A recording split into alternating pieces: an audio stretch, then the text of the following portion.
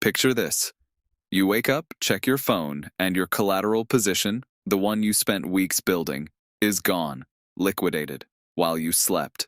And the protocol? It saw every warning sign. It had every data point.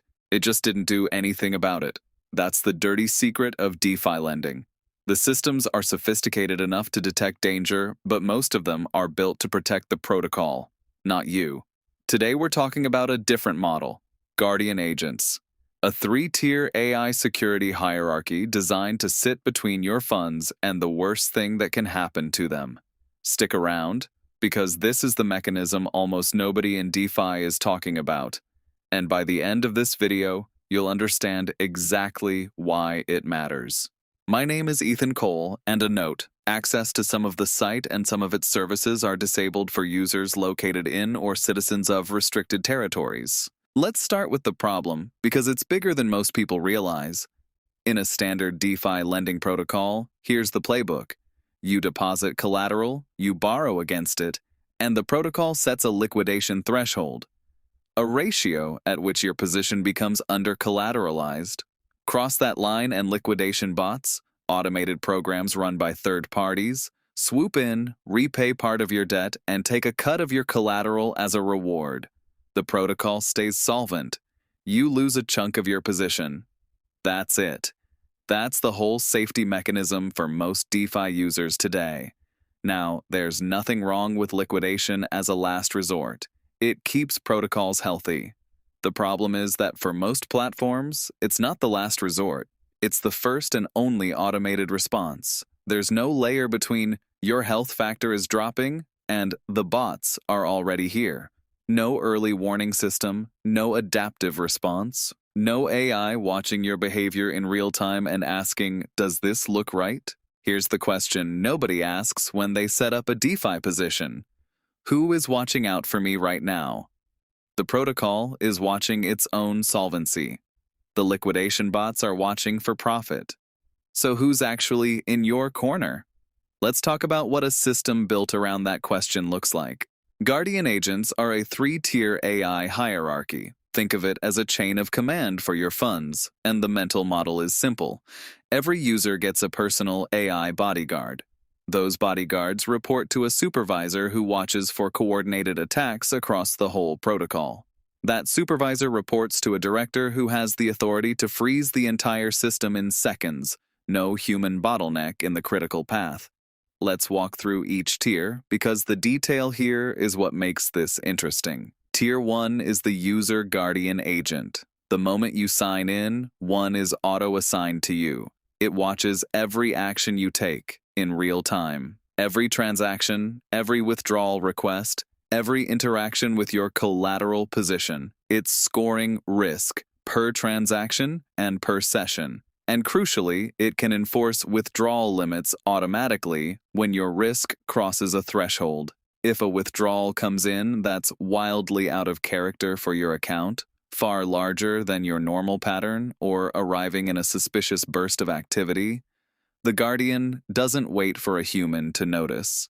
It acts. And then it escalates upward. Now here's the part that separates this from a simple rule-based alarm system. A rule says, if withdrawal is greater than X, flag it. An AI agent says, this withdrawal is technically within limits, but it's the third one in 90 seconds from an account that's never done that before, and 3 other accounts are doing the same thing right now. That's Tier 2, and it's where coordinated attacks get caught. Tier 2 is the Guardian Supervisor Agent. One supervisor coordinates the entire fleet of user guardians running across the protocol. It's aggregating risk signals from every user simultaneously, so it can see what no individual bodyguard can, a coordinated attack spread across many accounts at once.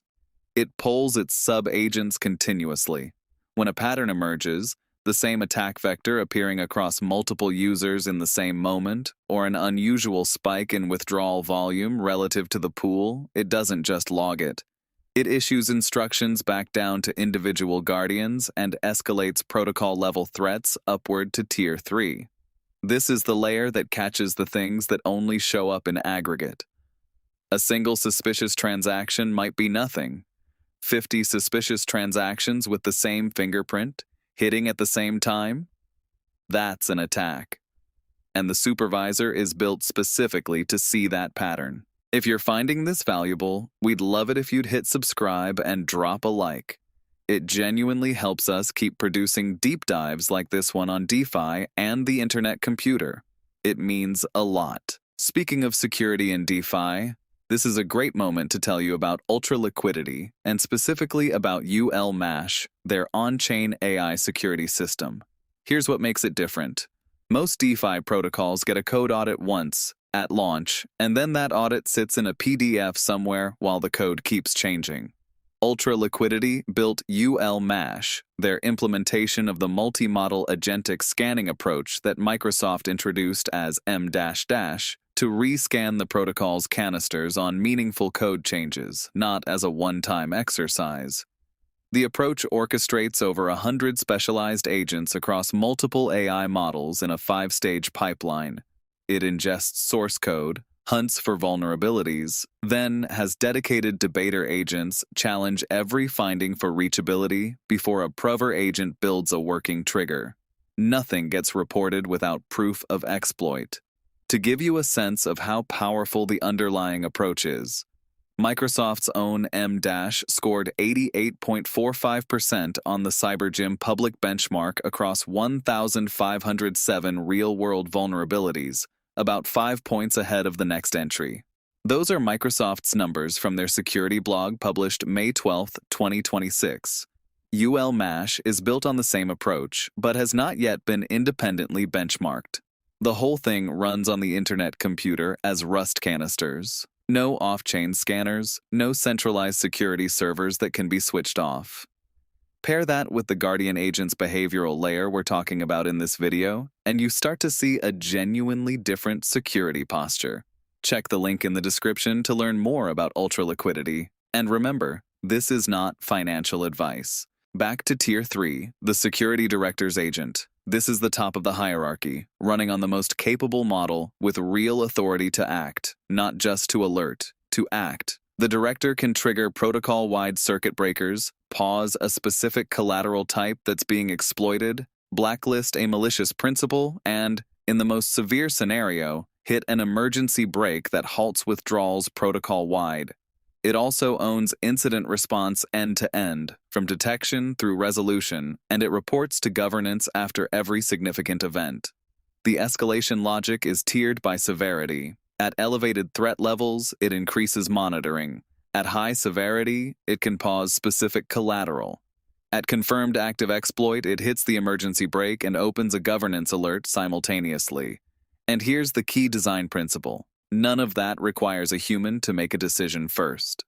The latency between exploit detected and protocol frozen is machine speed, not human speed.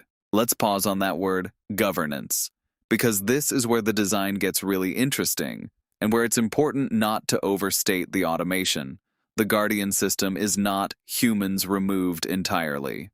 Governance, the community of token stakers, is a real part of the loop. The honest claim is this: most of the response loop is automated, with community governance as the backstop. And that backstop matters. Because here's the interface that completes the picture. The Guardian system doesn't operate in isolation from the code. It connects to a code security layer through an agent orchestration system. When the security director's agent determines that a protocol fix is needed, not just a freeze, but an actual parameter change in response to what it found, that request doesn't go straight to a human or straight to governance. It gets forwarded to the protocol's autonomous code scanner first. That scanner audits the request, generates a concrete fix, and validates that fix before anything is surfaced for human review.